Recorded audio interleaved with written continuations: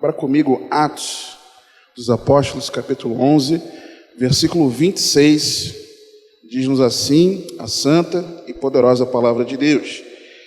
E sucedeu que todo um ano se reuniram naquela igreja e ensinaram muita gente, e em Antioquia foram os discípulos pela primeira vez chamados cristãos. Você pode se assentar, por favor?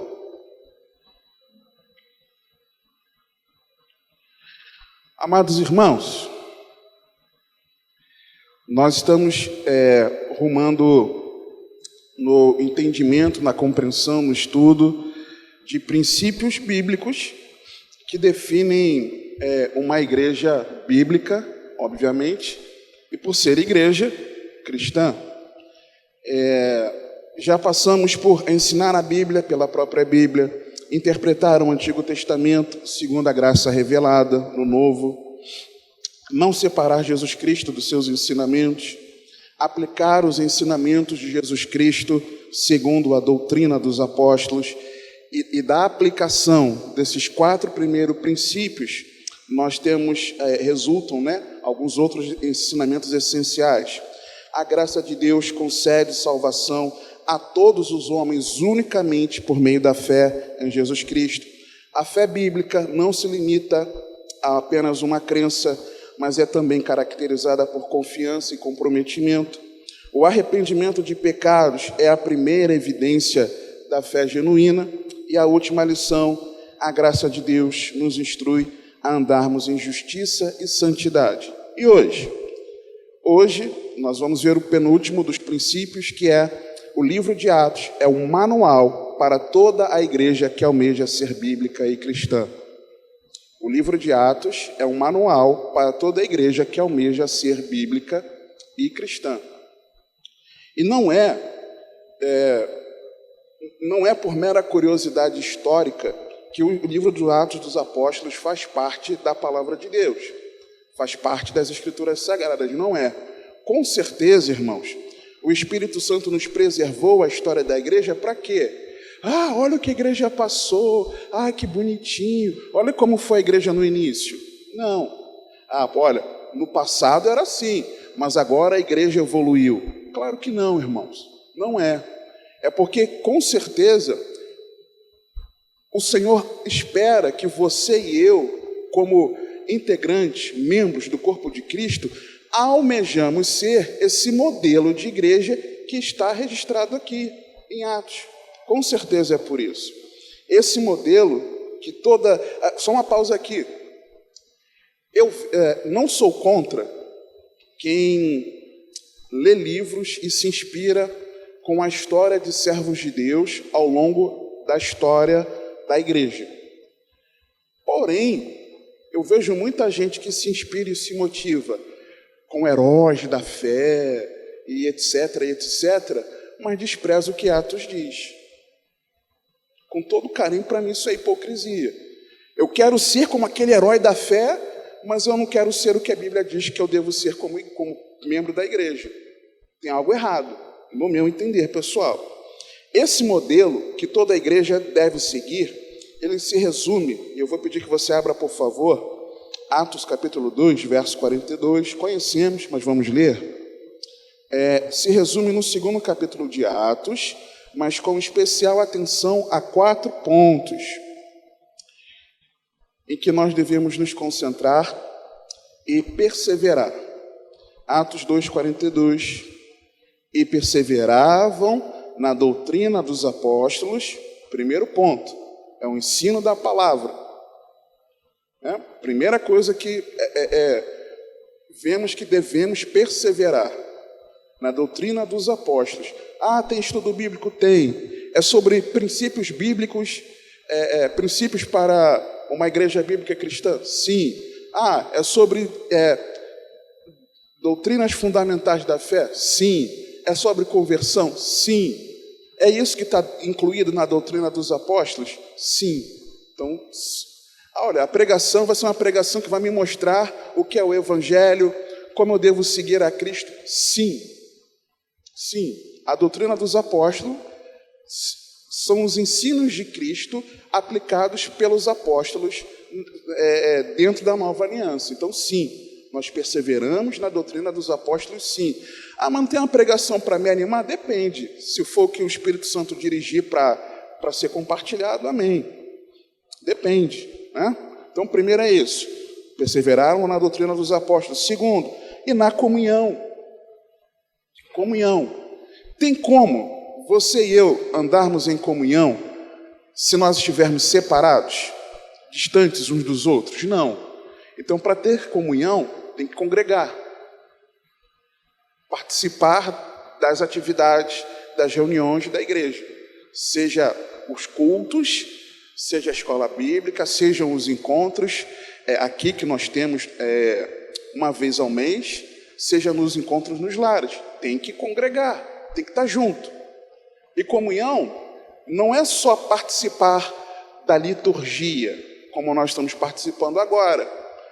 Não é chegar depois que começa e ir embora antes de acabar, para não conversar com o irmão, com medo de se decepcionar com alguma coisa na igreja. Isso não é ter comunhão. Comunhão é saber um do outro, se preocupar um com o outro, ser bênção, canal de Deus na vida do outro. Comunhão é isso. Comunhão também, tem gente que confunde, não é se reunir para comer. Se reunir para comer é almoço, é lanche, é café da tarde, é jantar, mas não é comunhão. Tem gente que acha que só tem comunhão quando come junto. Está errado. Mas faz parte, em alguns momentos, de também termos refeições juntos. Comunhão. Mas o texto continua aqui. E no partir do pão. Partir do pão é o quê? Ceia do Senhor. Só que muitos de nós desprezamos a ceia do Senhor. O pastor Júlio cansa de falar aqui. Tem gente que não participa da ceia, não vem domingo pela manhã, não vem domingo à noite, não dá a menor satisfação para o pastor. Não está perseverando nesses 4 pontos principais aqui. E o último aqui, que ele fala, é nas orações. Irmãos, precisamos orar juntos. Se nós temos oportunidade de oração, meia hora antes do horário oficial de início dos nossos cultos, nós precisamos estar aqui para orar. Se você pode, venha antes para orarmos juntos, precisamos. Não apenas a oração que nós temos dentro da liturgia após o momento de louvor, mas nós temos um período de meia hora antes, irmãos, meia hora. Dá para nos reunirmos. E se estamos aqui, não é para bater papo, não é para estar na cozinha batendo papo, não é para estar aqui no pátio batendo papo, não é para estar lá na varanda, lá na frente, perto do portão, batendo papo. Muito menos aqui, nesse portão aqui, de entrada do galpão, batendo papo. Muito menos aqui dentro, na irreverência, batendo papo. Está errado, irmãos. Esse tempo de meia hora é para oração. Se você não está envolvido em nenhuma atividade, na organização do culto, no preparo das coisas, qual é o seu papel? Orar. Chegou mais cedo, é para orar. Ou não está preparando louvor, alguma atividade, repondo água, copo, arrumando alguma coisa, preparando de repente o café para os irmãos, tem que estar orando, precisa ser assim. Outro, sábado pela manhã, nem todo mundo trabalha, sábado pela manhã, mas por que nós não participamos da nossa reunião de oração regularmente? Será que nós achamos que não precisamos orar?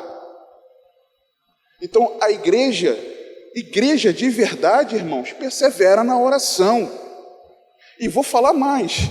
Eu estava comentando com os irmãos ontem, Provérbios 28, agora me esqueci, se não me engano, 18. Deus falando que aquele que não dá ouvidos à sua lei, a sua oração é abominável. Uma coisa casa com a outra. Não adianta eu perseverar na oração e eu não perseverar na doutrina dos apóstolos. Não adianta eu perseverar na palavra e eu não perseverar na oração. Não adianta desprezar a ceia do Senhor. Quem despreza a ceia do Senhor está desprezando o próprio Senhor.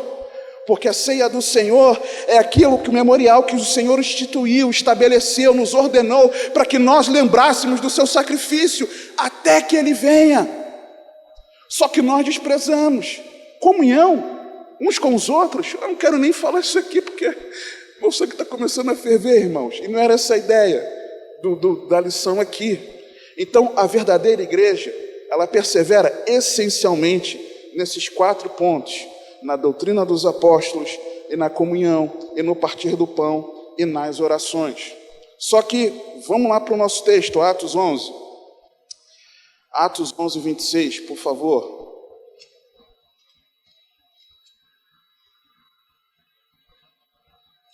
Atos 11, 26. Lê mais uma vez.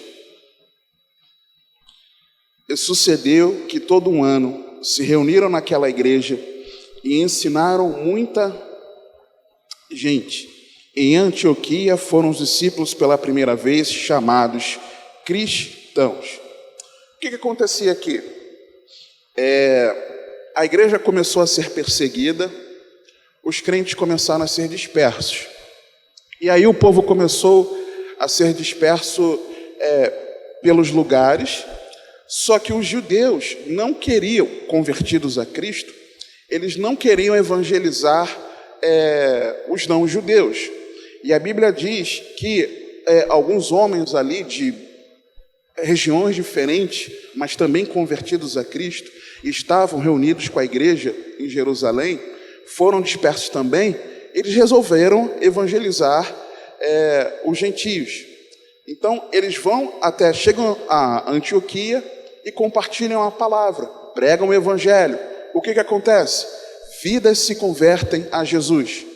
Quando essas vidas começam a se converter a Jesus, a igreja em Jerusalém fica sabendo. O que a igreja faz? Manda para lá Barnabé para sondar, para verificar o que aconteceu. Manda Barnabé para Antioquia da Síria. Só que o que acontece com essa cidade? Essa cidade era uma cidade internacional. Ela era uma cidade onde você tinha pessoas de várias localidades ali morando, estabelecendo relações comerciais na cidade de Antioquia. Então, por ela ser uma comunidade internacional, ali começou a ser formada uma igreja internacional. Cada um vinha de uma cultura, cada um vinha de um costume, de um hábito. E por eles serem cristãos, terem se tornado cristãos, as diferenças étnicas, culturais que eles tinham, elas foram harmonizadas por esse discipulado comum. E qual é o exemplo que nós temos isso hoje em dia? Nós temos um exemplo disso no nosso ministério. Por exemplo, segunda-feira, nós temos a reunião dos pastores por videoconferência. Nós temos pastores aqui do Rio de Janeiro, e os pastores aqui do Rio de Janeiro, a cultura basicamente é a mesma, metropolitana aqui do Rio. Mas só para começar, nós temos aqui na nossa igreja, um dos pastores nordestino, né? Então, tem a cultura, apesar de aqui já há décadas que está aqui no Rio de Janeiro, mas tem a cultura dele. Aí nós nos reunimos com os irmãos de São Paulo, de Minas Gerais, do sul do Brasil, vários do Nordeste, do Japão, né? Quando pode, o pastor Kenji participa conosco, pastor João Guerreiro de Portugal, cada um de um lugar, e cada um com um sotaque diferente. Como outro dia eles estavam falando os irmãos de São Paulo lá compartilhando alguma questão lá, e eles falaram uma expressão regional de São Paulo que eu achei mal barato. Eu falei, rapaz, que legal essa expressão aí para falar de uma questão lá. Cada um de uma cultura diferente, falando o mesmo idioma, mas uma cultura diferente, cada um de nós. As nossas igrejas, no nosso ministério, irmãos vindos, cada um de um lugar diferente. Tem novos convertidos? Tem um novo convertido, por exemplo, que ele se converteu por meio de uma pregação de pastor Alan aqui, que foi publicada na internet. Ele ouvindo na internet, ele se converteu a Cristo, procurou onde tinha igreja perto dele e começou a congregar lá com o pastor Álvaro em Campinas. Pastor Álvaro o batizou, é um irmão que às vezes participa das reuniões com os irmãos de Poços de Caldas, e no fim de semana passado estava pregando o evangelho aos jovens na igreja de Itajubá. Tem novo convertido? Tem. Mas tem muitos que antes congregavam em algum lugar, deixaram de congregar e passaram a congregar no nosso ministério. Irmãos dos mais variados ministérios, pentecostais, tradicionais, neopentecostais, e numa diversidade muito grande. E como nós conseguimos que essa diversidade de cultura, étnica, e até de experiência religiosa, como é que nós conseguimos harmonizar tudo isso? Pelo discipulado cristão, por aquilo que é comum e nos une, é nós seguirmos e vivermos os ensinos de Cristo. Cristo é o que nos une, Cristo é quem nos harmoniza, e foi isso que aconteceu com essa igreja aqui. A maioria dos estudiosos bíblicos concorda que é improvável que os próprios fiéis tenham pensado no nome cristãos. Os discípulos de Cristo não se chamavam de cristãos. Era incomum, não é o que acontecia. Eles se chamavam de outras formas. A Bíblia nos mostra que os discípulos se chamavam, os participantes da igreja, se chamavam de irmãos, se chamavam de santos, se chamavam de discípulos. Nós encontramos versículos aqui, mas nós não encontramos versículos deles se chamando de cristãos. Por conta de outras duas referências bíblicas, a primeira, Atos 26 a 28, quando Paulo está se defendendo diante do rei, e ele prega o evangelho, aí o rei brada assim: "Ei, Paulo, segura a onda, Paulo, quase que você me torna um cristão agora, calma aí, quero me converter não, rapaz, você me convenceu, hein? Eu estou quase crendo que de verdade esse Jesus é o Messias prometido aos judeus." Mas ele falou isso de forma pejorativa, chamando os discípulos de Cristo de cristão.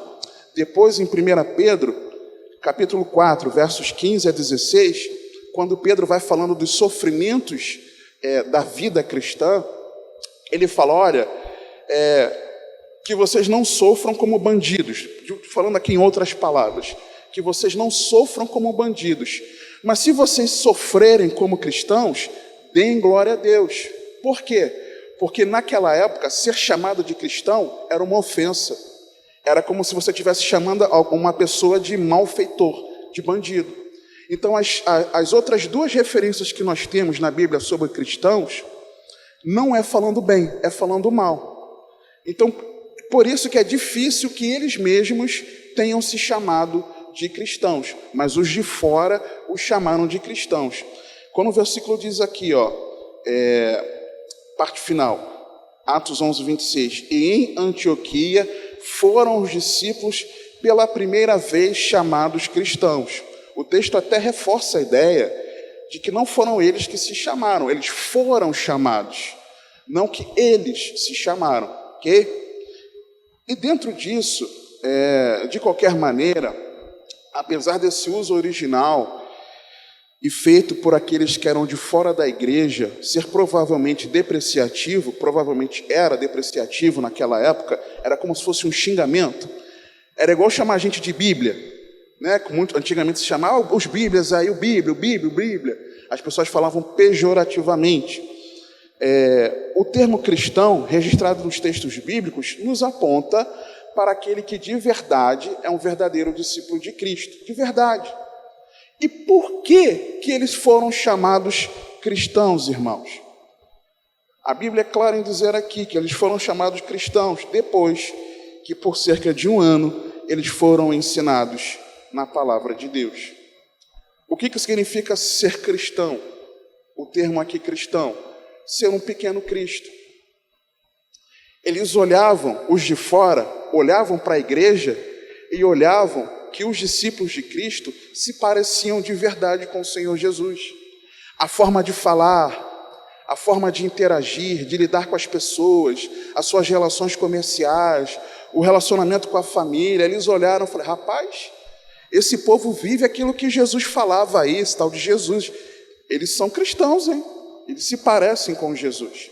E é dentro desse entendimento, tá? Inicial, com características dessa igreja local, formada pela reunião daqueles que primeiro foram identificados como discípulos de Cristo, como cópias de Jesus, é que nós vamos refletir, irmãos, algumas características nesse retorno necessário à simplicidade do Evangelho de Jesus Cristo, segundo o modelo bíblico de igreja que nós encontramos aqui em Atos dos Apóstolos. Versículos 19 e 20. Versículos 19 e 20 de Atos 11.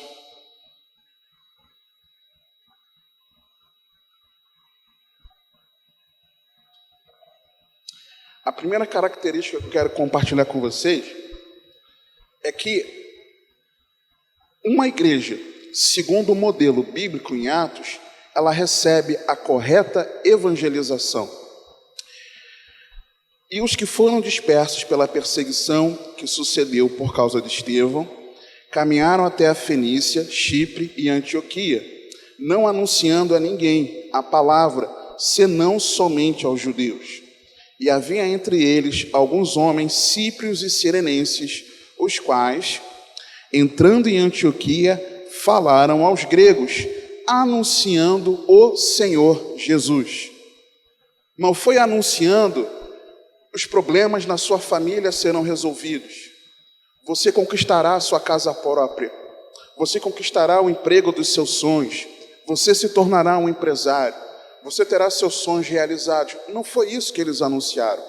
Eles anunciaram a Jesus. Por quê? Porque Jesus é o Evangelho. A primeira característica fundamental é de que para você e eu sermos participantes da igreja, sermos de verdade membros do corpo de Cristo, nós precisamos compreender o que é o Evangelho. É compreender que Jesus é o Filho de Deus, entregue, presenteado à humanidade, para que todo aquele que nele crê não pereça, mas tenha vida eterna.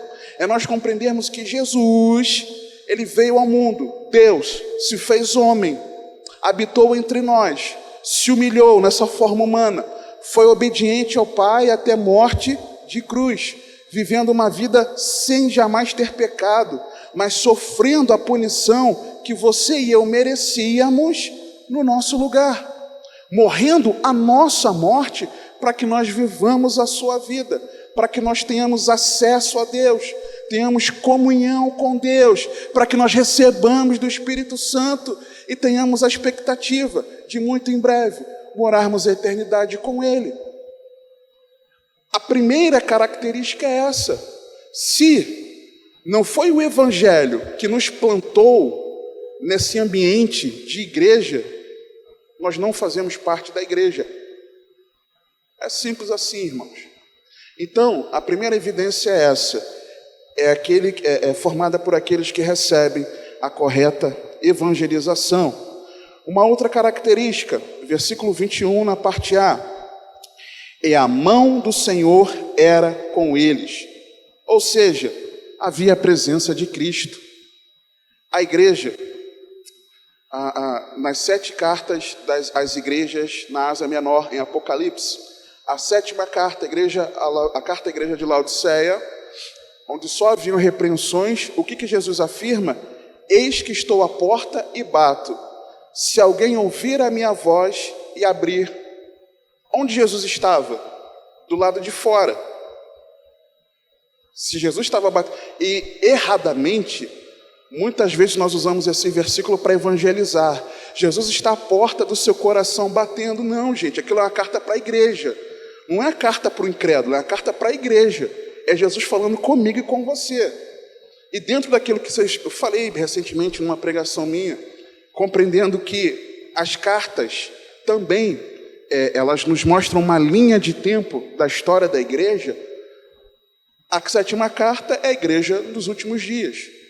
Olhando para a igreja, a nossa percepção é que Jesus está dentro ou está fora, irmãos? Sejam sinceros. Dentro ou fora, a nossa percepção? Então, muitas vezes, a mão do Senhor não está ali. Existem ministérios que no banner, na fachada, colocam assim: a mão de Deus está aqui. Você deve ter visto isso. Será que está? Será que a mão do Senhor está conosco aqui? Será que a mão do Senhor está comigo individualmente? Será que a mão do Senhor está com você individualmente?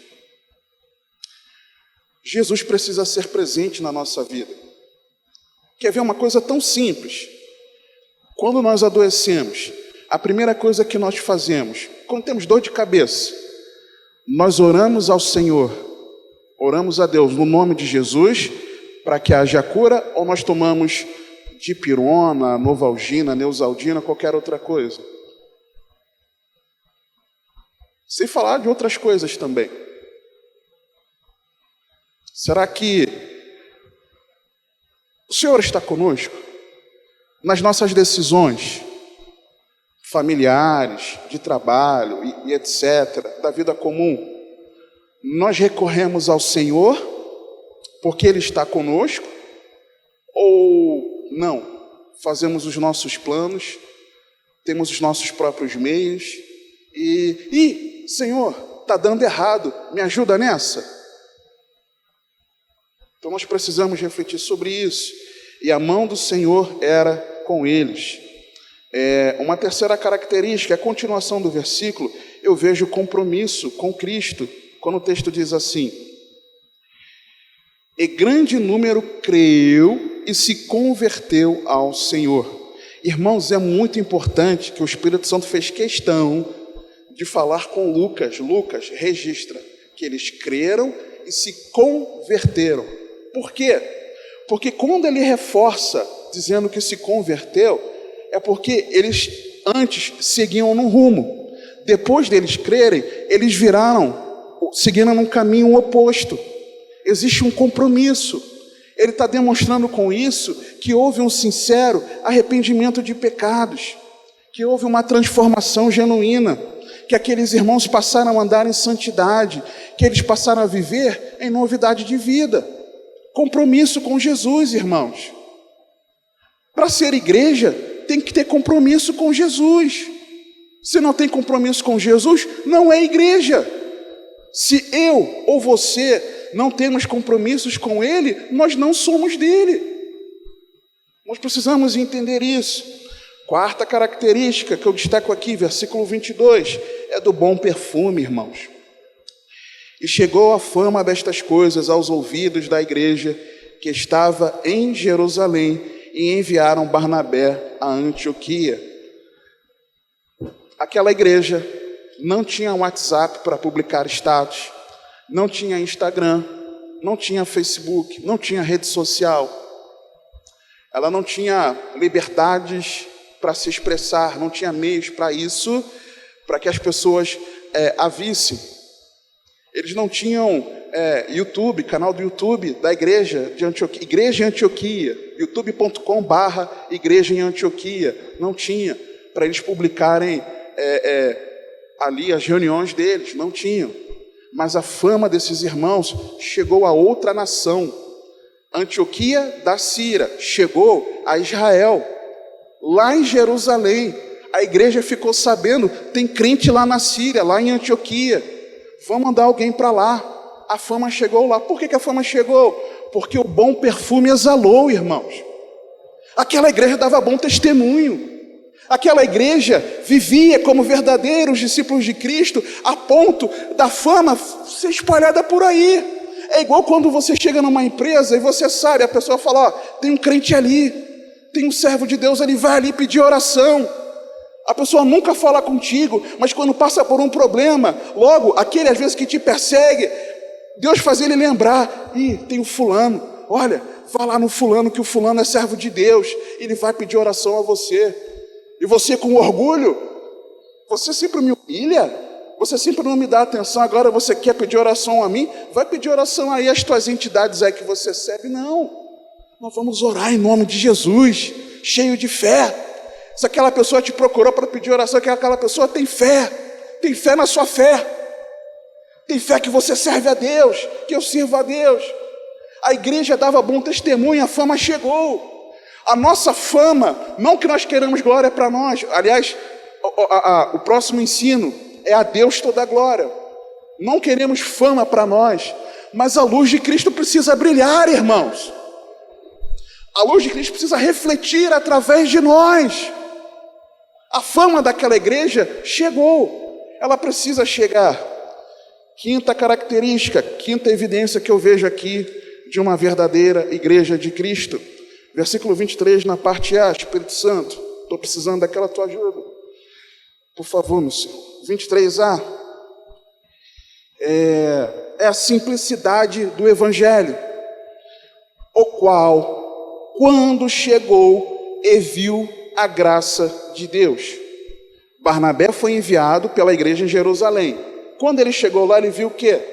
Luzes piscando, coreografia, apresentações, fumacinha saindo, luzinha de LED no púlpito.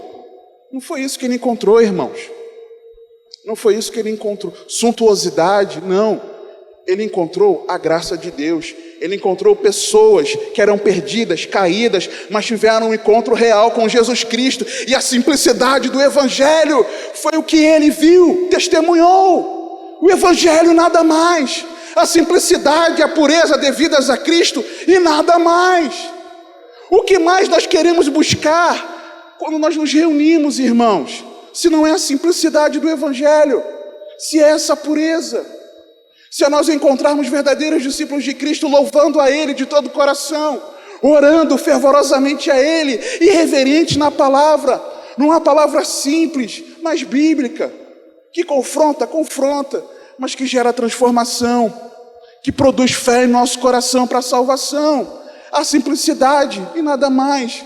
Ele viu pessoas, eu imagino Barnabé chegando em Antioquia e ouvindo as pessoas comentando: rapaz, você via o Joaquim era assim, mas agora, depois que ele diz que é de Jesus, olha como é que ele foi transformado. Ele começou a ouvir os testemunhos ali na padaria, no mercado, por onde ele passava. Ele ouvia as pessoas falando da transformação que os irmãos haviam vivido. Encontrou isso, a graça de Deus, e nada mais. Então, a simplicidade do Evangelho é a quinta característica. A sexta, na parte final do versículo, é quando o texto diz que ele se alegrou. Quando chegou e viu a graça de Deus, se alegrou. Irmãos, nós precisamos nos alegrarmos com a salvação que há em Jesus. Quantos de nós vivemos tristes, cabisbaixos? Passar momentos de tristeza, ok, eu também passo. Passar momentos de profunda tristeza, ok, compreendo tudo isso. Mas uma constante tristeza, um constante pesar, nós estamos precisando reavaliar a nossa vida. Nós vemos pessoas crescendo na graça e no conhecimento, irmãos, crescendo na vida com Deus, passando a orar, a meditar mais na palavra. A conversa da pessoa mudou, agora a conversa é no padrão bíblico. Nós vemos as pessoas, sabe, crescendo ali na presença de Deus, foi o que ele viu. Isso precisa me alegrar. Vermos irmãos nossos sendo usados por Deus aqui para pregar a palavra. Irmãos que antes não tinham oportunidade, mas agora têm. Irmãos que antes não discipulavam, agora discipulam. Irmãos que antes não estavam no ministério de louvor, agora estão. Irmãos que antes não participavam do evangelismo, agora participam. Irmãos que antes não participavam da oração, agora participam. Irmãos que antes não participavam dos encontros nos lares, agora participam. Irmãos que o culto acabava, a pessoa já sai correndo para não falar com ninguém, agora irmãos param para conversar, para interagir com os irmãos. Isso precisa extrair de nós alegria. A alegria de nós sermos parte da igreja de Cristo. E Barnabé se alegrou. É uma outra característica, sétima característica, no mesmo versículo, parte final. Quando o texto diz o seguinte, E exortou a todos a que permanecessem no Senhor com propósito de coração. É o pastorado bíblico. Uma igreja precisa de um pastor.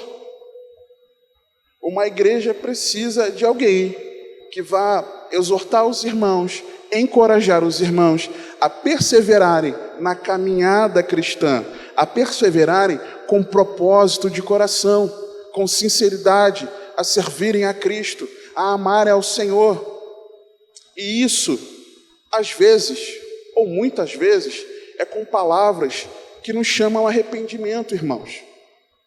Não é palavras que vão trazer para nós diversão, lazer, que vão nos alegrar. O pastor, ele não vai ser aquele que vai somente trazer palavras que nos motivam. Mas o pastor vai ser aquele que, irmão, nisso aí você está errado. Igreja, nós precisamos caminhar por esse rumo aqui. Igrejas, perseverem. Jesus continua sobre o trono, da forma como Deus usa cada um. E nós precisamos entender que uma igreja, ela precisa de um pastor. Eu louvo a Deus porque nós temos nosso pastor aqui, servo de Deus, nos pastoreando. Temos pastor Marconi, servo de Deus, também nos pastoreando. Temos irmãos que Deus colocou para nos pastorear, para nos apacentar. E nós precisamos, em obediência, nós seguirmos nessa caminhada. Mas por que nós muitas vezes resistimos às direções que nos são dadas, irmãos? As orientações. Eu falo orientação, direção, é para não ofender, mas as ordens que nos são dadas. Ai, pastor, manda, irmão, está na Bíblia, que não faz parte aqui, mas está na Bíblia, vários textos, em questões que vão nos encaminhar para perseverarmos em Cristo. Mas nós não queremos, irmão, nós somos rebeldes. Esse é um dos pecados dessa igreja local aqui, rebeldia. Nós somos, como igreja, muitas vezes rebeldes ao pastorado do nosso pastor Júlio. Nós, como igreja, somos rebeldes. Eu denuncio esse pecado aqui, porque eu vejo muitas vezes a resistência que muitos de nós têm às direções, às orientações que nós recebemos, que não nos conduzem à prática do pecado, não, mas coisas que estão na Bíblia, irmãos, com princípios que nós estamos vendo aqui em Atos dos Apóstolos. Então, uma igreja, ela precisa de um pastorado bíblico. Oitava característica, versículo 24, parte A, é a integridade. Porque era homem de bem, homem de bem. Uma coisa é o exalar o bom perfume, outra coisa é você ser íntegro. Porque às vezes as pessoas até um bom testemunho de que você é servo de Deus, mas nas coisas que as pessoas não estão vendo, que a maioria não vê, não sabe, somos pessoas de bem, homens e mulheres de bem, naquilo que os irmãos na igreja não estão vendo, naquilo que talvez o vizinho não veja, nós somos pessoas de bem. Ele era um homem de bem. Barnabé era um homem de bem. Então, a integridade, ela faz parte da vida cristã. Precisamos ser íntegros, irmãos. E naquilo que, porventura, você ou eu não estivermos sendo, nós precisamos nos arrepender e buscar conserto, integridade. A igreja precisa ser íntegra. Olha por aí os testemunhos que temos tido da vida cristã de muitos por aí. Você acompanha notícias, você sabe, eu não preciso ficar falando aqui, você sabe disso. Uma outra característica, continuação do versículo, eu digo que é o fervor espiritual. Por quê? Ele era homem de bem e cheio do Espírito Santo e de fé. Irmãos, nós não podemos nos acomodar a uma vida covarde, que não tem fé, que tem medo do porvir, do que pode acontecer, da perseguição, de não crermos que Deus é soberano, de que Deus tem todo o poder, que Deus tem o controle da nossa vida, que Deus pode agir em qualquer área do nosso viver segundo a sua vontade. Nós precisamos ser pessoas de fé, mas também pessoas cheias do Espírito Santo. Você, não podemos nos acomodar com uma vida morna. Não era Barnabé que falava, eu sou cheio do Espírito Santo, não. Eram as pessoas que testemunhavam que ele era alguém cheio do Espírito Santo. Nós não podemos nos acomodar a uma vida que não busca se encher do Espírito Santo. É promessa de Deus, irmãos. É promessa de Deus nos revestir do alto. É promessa dele nos encher da sua presença. É promessa dele. Mas quantas vezes nós, na nossa vida, nós seguimos uma vida xoxa, irmãos, insossa, que nem parece que, na verdade, nós servimos a Deus. É a realidade. E você meditou em Atos, se você seguiu o plano de leitura, está seguindo, você já passou por Atos 5. Ou você já leu alguma vez na vida. Tem um versículo muito especial lá, não esqueci agora, acho que é o 32, que diz que ele dá o Espírito Santo. Deixa eu botar aqui, né, já que estou em Atos. E nós somos testemunhas acerca destas palavras, nós e também o Espírito Santo que Deus deu àqueles que lhe desobedecem? Não, que lhe obedecem. E aí precisamos nos perguntar, por quê? Por que que nós não somos cheios do Espírito Santo? Generalizando, nós. Talvez por isso aqui, pela falta de obediência a Deus. E aí não tem jeito. A vida em pecado, uma vida que não busca a santificação e obediência a Deus, não vai ser uma vida cheia do Espírito Santo, irmãos. Pode ser cheia de emocionalismo, pode ser uma vida cheia de impostação de voz, de atitudes, mas não uma vida controlada completamente pelo Espírito Santo. Uma 10ª característica aqui, final do versículo, quando diz assim, e muita gente se uniu ao Senhor. Eu vejo que é a vida com Deus, vida com Deus. A igreja tem vida com Deus, vida com Deus. Não é vida com a religiosidade. Não é muita gente se uniu à religiosidade, não é o que está escrito. Não está escrito que muita gente se uniu à instituição da igreja ali, não. Não está escrito que muita gente se uniu ao costume, aos sonhos realizados, aos problemas resolvidos, ao coleguismo entre os irmãos, ou à amizade muitas vezes, ao guru espiritual, às realizações ministeriais, não. Muita gente se uniu ao Senhor. É vida com Cristo. É a vida com Cristo. Nós precisamos ter uma vida com Cristo, sermos unidos ao Senhor Jesus Cristo. Uma outra característica, versículo 25, parte inicial, é o empenho, não um relaxo, não um desmazelo. E partiu Barnabé para Tarso a buscar Saulo. O que aconteceu? Aqui, dá uma pausa aqui. Paulo, no capítulo 9, não vai dar tempo de lermos, mas ali dos versos 20 ao 30, nós vemos que Paulo ele começou a ser perseguido. Ele primeiro estava em Damasco, onde ele se converteu, e começou a ser perseguido lá. O que os discípulos fizeram? Paulo, a questão é o seguinte, vamos ter que descer você pelo cesto para que você não seja morto. Ele é descido pelo cesto no muro da cidade. Vai para Jerusalém. Chega em Jerusalém, a igreja não queria o receber. Por quê? Ele tinha acabado de sair de Jerusalém, prendendo e matando, consentindo com a morte, arrastando a igreja, cristãos. Saiu de lá com carta dos sacerdotes para prender em Damasco. Como é que ele volta agora dizendo que é servo de Deus? A igreja ficou receosa. Barnabé chegou, não, ele estava lá em Damasco, ele se converteu de verdade, olha o que aconteceu com ele, contou o testemunho de conversão dele, e ele pregava o evangelho. a igreja o acolheu, o recebeu naquele momento ali. Só que ele passou a ser perseguido pelos parceiros antigos dele, pelos judeus. E aí os discípulos, Paulo, quer saber? Vai dar não.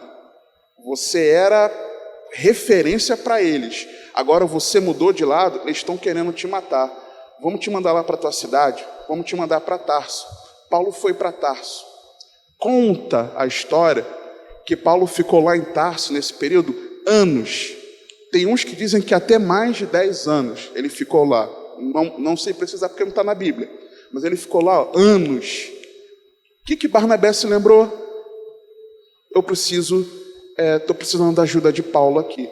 Porque Paulo era estudioso das Escrituras, tinha se convertido a Cristo, provava pelas Escrituras que Jesus era o Cristo. Ele vai ser uma mão na roda aqui na igreja de Antioquia. O que ele fez? Ele saiu da igreja, pegou o carro dele, fez uma viagem. Ele não pegou o carro, né? Estou só contextualizando, tá, irmãos? Pelo amor de Deus. Pegou o carro dele, fez uma viagem, cruzou o país, né? Não cruzou o país, mas só para você entender. Ele estava no sul, foi para o norte do país, só para você entender. E foi buscar Saulo. Ele se empenhou, irmãos. Mas quantos de nós não nos empenhamos para atravessar a rua, para falar de Jesus para o vizinho, irmãos? A levantar, eu vou falar uma expressão feia, mas levantarmos-nos da cadeira e irmos até aquele período lá de café na empresa para falar de Jesus para o colega de trabalho. A nós sairmos daqui das nossas reuniões e nós evangelizarmos aí nas ruas. Havia empenho, irmãos. Empenho. A igreja não era uma igreja acomodada. Os crentes lá não eram crentes acomodados, mas eles tinham empenho. Eles eram zelosos pela obra, se dedicavam. Eles não eram preguiçosos, mas eles se empenhavam. Na continuação do versículo, ele pega Saulo, traz Saulo lá, e quando ele o traz, e achando-o, é interessante isso, irmãos. Quando o texto fala achando, ele foi buscar e achou, ele já tinha um endereço. Ele pegou o Waze que fala, né, aquele aplicativo, casa de Saulo em Tarso, pum, e botou lá o GPS para ele dirigindo o carro. Não, ele foi buscar. A Bíblia diz que ele achou. Se está escrito que ele achou, irmãos, quando ele chegou em Tarso, ele fez o quê? Ele ficou procurando Paulo, irmãos. O camarada se dedicou. Senão, não teria escrito que ele achou. Foi a Tarso buscar Saulo e o trouxe para Antioquia. Mas diz que ele achou. Se ele achou é porque ele ficou procurando. Ele se empenhou. Mas a continuação do versículo diz o seguinte: e achando, o conduziu para Antioquia. Certamente, creio eu, que Paulo ficou esse tempo todo sem congregar, sem estar junto dos irmãos, sem estar junto da igreja. Mas como ele já tinha acolhido Paulo lá desde Jerusalém, ele agora em Antioquia, Paulão, vem comigo, tem um povo de Deus para você congregar. Ele acolheu. Ele introduziu Paulo na comunidade de fé. Assim você e eu precisamos também sermos acolhedores, acolhermos as pessoas que Deus tem trazido, sermos receptivos, sabe, trazermos as pessoas para perto. A pessoa começou a participar das reuniões, dos nossos cultos, nós nos achegarmos às pessoas. Eu vejo alguns fazendo isso, eu glorifico a Deus por isso. Nós chegarmos às pessoas: oi, tudo bem? Prazer, meu nome é fulano e tal. Eu me lembro, por exemplo, um exemplo aqui, de um casal, que começou a participar dos nossos cultos, e já tinha um tempinho. E aí um outro casal, viu que a pessoa participava e ia logo embora do culto. Esse casal se aproximou desse outro, começou a fazer essa integração com eles, começou a discipulá-los, concluiu o discipulado, e hoje esse casal, que não é só mais um casal, né, que a família está crescendo para a glória de Deus, está aí conosco já há alguns anos. Por quê? Porque teve um casal de servos de Deus que chegou até eles e os acolheu, os abraçou, os trouxe para perto, os integrou à igreja. É isso que nós precisamos fazer, acolhimento. Uma outra característica, versículo 26, parte A, é de reuniões regulares, irmãos. Igreja congrega. E sucedeu que todo um ano se reuniram naquela igreja. Igreja congrega. Congregar. Congregação. Reunião. A gente tem que estar junto, tá? Não vou falar muito sobre isso, não. Na sequência do versículo 14, 14, quando o texto diz: e ensinaram muita gente, e em Antioquia foram os discípulos pela primeira vez chamados cristãos. Tem discipulado, irmãos. Tem ensino da palavra. Igreja tem ensino da palavra. Se você não gosta, e eu já ouvi, para que eu vou participar da escola bíblica? Eu estudo a Bíblia em casa. Eu já ouvi isso. Eu já ouvi isso aqui, com muita tristeza. Tem alguma coisa errada. 15º, versos 27 e 28, é a manifestação dos dons espirituais. E naqueles dias desceram profetas de Jerusalém para Antioquia, e levantando-se um deles, por nome Ágabo, dava a entender pelo Espírito que haveria uma grande fome em todo o mundo, e isso aconteceu no tempo de Cláudio César. E dados históricos confirmam que essa fome aqui aconteceu conforme o Espírito Santo revelou àquele profeta. A manifestação dos dons espirituais não cessou, irmãos. Nós não nos rotulamos como pentecostais, como a nossa mente concebe o que é uma igreja pentecostal, mas nós cremos no batismo no Espírito Santo, no revestimento do alto, no falar em línguas, no dom de cura, na manifestação de maravilhas, nas profecias. Nós cremos nisso. Quantas vezes você talvez já tenha percebido isso? Você queria conversar alguma coisa de repente com o pastor, e de repente você estava disposto a sentar para conversar, ou até falou com ele que queria conversar, mas de repente você teve aqui a pregação e parecia que dentro da aplicação daquele texto, da mensagem, era o Espírito Santo falando profeticamente para você. O que é isso? É manifestação de dom espiritual, irmãos. Por exemplo, entre outros que nós temos e precisamos entender que eles não desvaneceram, que eles não cessaram, pelo contrário. Outra característica que nós encontramos também é do amor ao próximo. Por quê? Quando eles souberam que haveria fome, o que a igreja fez? Deixou para lá? E vamos orar, né? Vai ter fome lá com os irmãos, lá no mundo, e não tem jeito, vamos ter que orar, a situação vai ficar difícil. Não. O que aconteceu? Versículo 29 e 30. E os discípulos determinaram mandar, cada um conforme o que pudesse, socorro aos irmãos que habitavam na Judéia, o que eles com efeito fizeram, enviando aos anciãos por mão de Barnabé e de Saulo. Vamos ajudar. Vai ter fome? Vamos nos antecipar e vamos já enviar recursos para os irmãos lá na Judéia não ficarem na mão. E eu pessoalmente creio que não só aqui a igreja de Antioquia, mas outras igrejas, ao longo das cartas nós vemos isso, ajudavam a igreja em Jerusalém, porque eles eram gratos da igreja ter surgido, ter se originado, ter se formado inicialmente lá em Jerusalém. Então eles eram gratos a Deus pela vida daqueles irmãos em Jerusalém, e eles ajudavam voluntariamente, cada um conforme o que pudesse. Só posso um pouquinho? É esse pouquinho que eu vou somar e vou ajudar.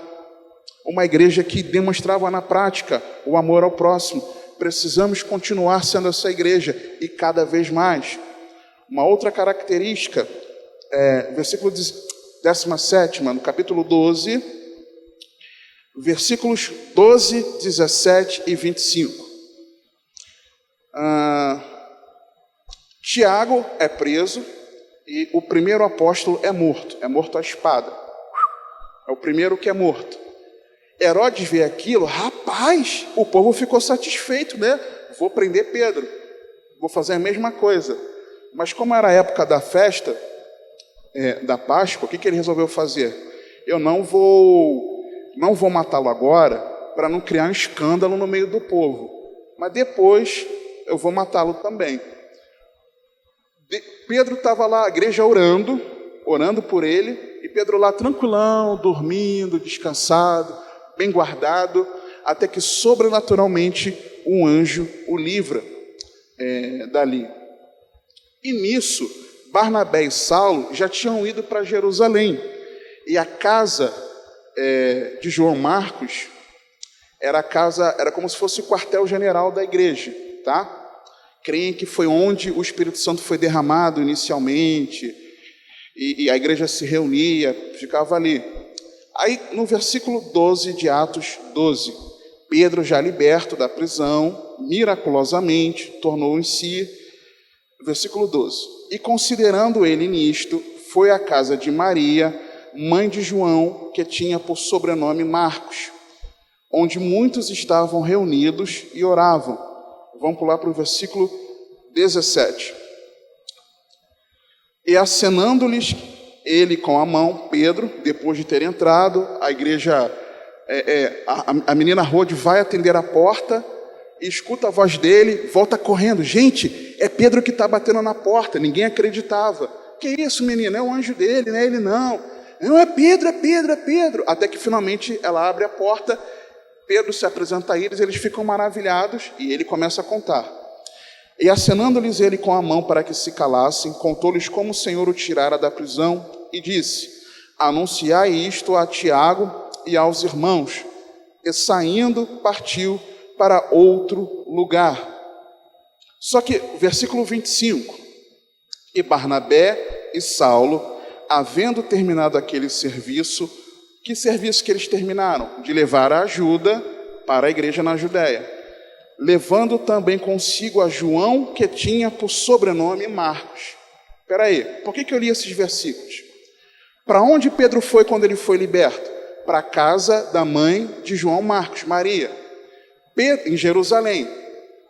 Paulo e Barnabé foram para Jerusalém.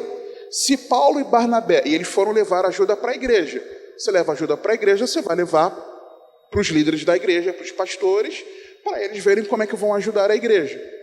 Quando eles retornam levando quem? O mesmo João Marcos.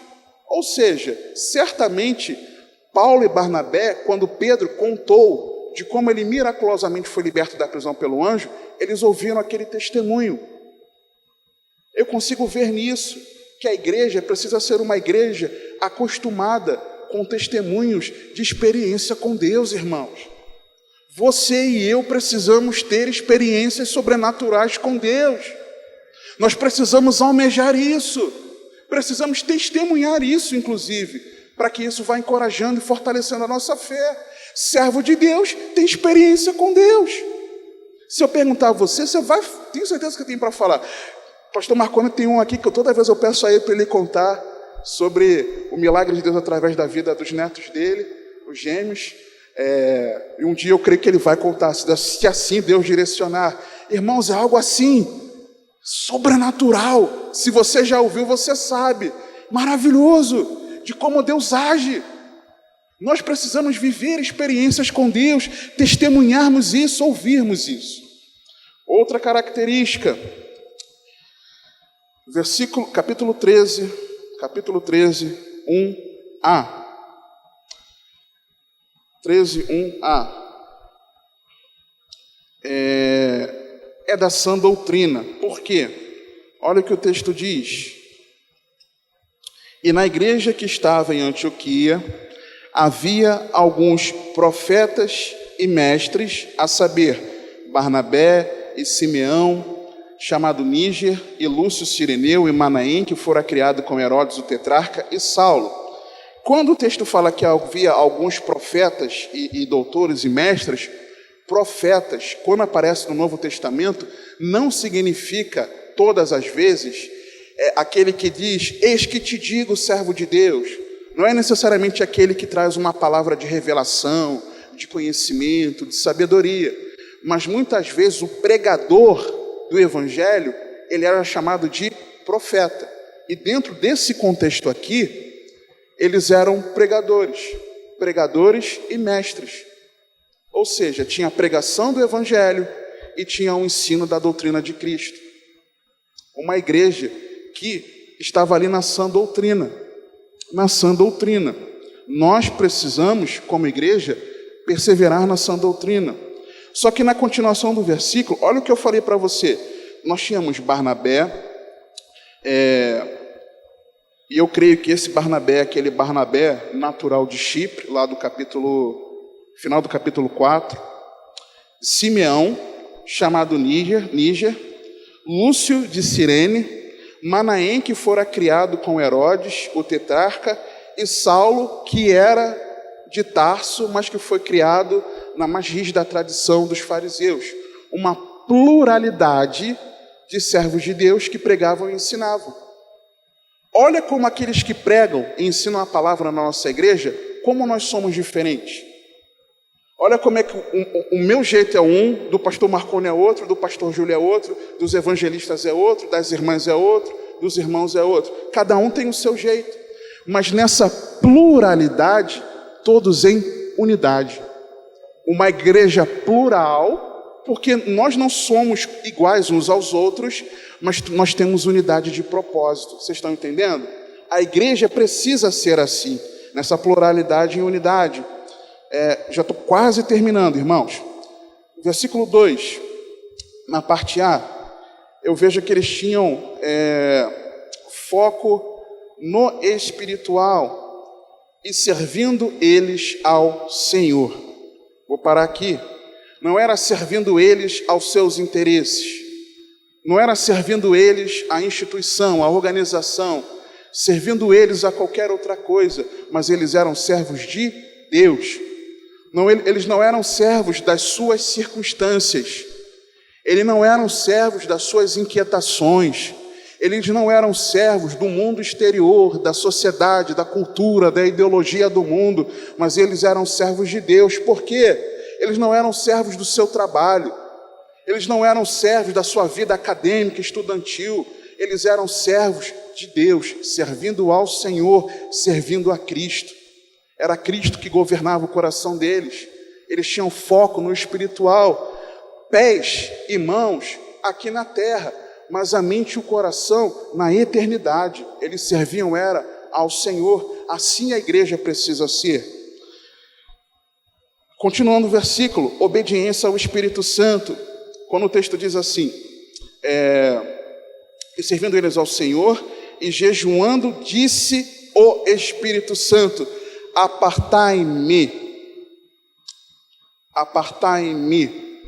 O Espírito Santo disse, e o que eles fizeram? Obedeceram. Nós precisamos ser pessoas guiadas pelo Espírito Santo. Nós precisamos ser direcionados pelo Espírito Santo. Nós estamos caminhando um tempo, irmãos, daqui para o final, cada vez mais nós precisamos ser guiados por Deus. Senhor, o que o Senhor quer que eu faça? Para onde eu vou? Como é que eu vou trabalhar? Como é que eu vou para esse estudo? Eu vou para esse trabalho? Eu faço isso na tua obra? Eu cuido assim, dessa maneira, da minha família?